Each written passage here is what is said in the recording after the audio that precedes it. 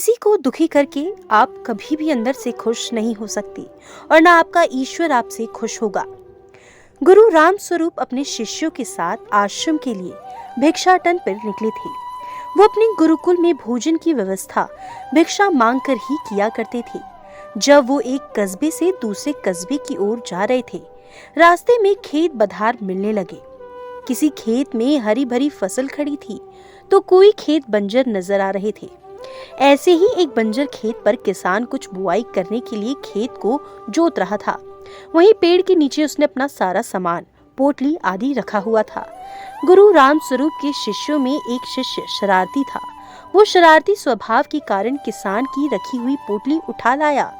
गुरु राम स्वरूप को जब ज्ञात हुआ कि उसके शिष्य ने कुछ ऐसी शरारत की है, गुरु ने शिष्य को समझाया, पुत्र, इस प्रकार तुम उस गरीब किसान की पोटली चुराकर उसे कष्ट दे रहे हो। ये कार्य तुम्हें शोभा नहीं देता। तुम उस किसान को दुखी करके अपने ईश्वर को दुखी करोगे। तुम्हें जो पैसे भिक्षा में मिले हैं, उसे ले जाकर उसी स्थान पर पोटली सहित रख दो और फिर किसान का भाव देखो। शिष्य ने ऐसा ही किया। वो पोटली और पोटली के नीचे भिक्षा में मिले पैसे रखाता है। गरीब किसान काफी दिनों से परेशान था। उसके घर में उसकी माता की तबीयत खराब थी। दवाइयों के लिए कुछ प्रबंध नहीं हो पा रहा था।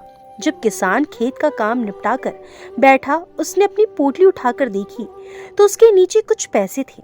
उसने इधर उधर देखा किंतु कोई नजर नहीं आया। किसान पैसे लेकर बहुत खुश हुआ और ऊपर दोनों हाथ करते हुए ईश्वर को धन्यवाद करता रहा।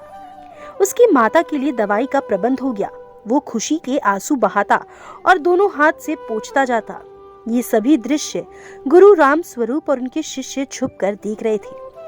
दोस्तों, इस कहानी से हमें ये सीख मिली कि किसी भी व्यक्ति को दुखी करने के बजाय अगर खुश करने की कोशिश की जाए तो ये खुशियां दुगनी हो जाती हैं और हमारा खुदा हमसे खुश हो जाता है।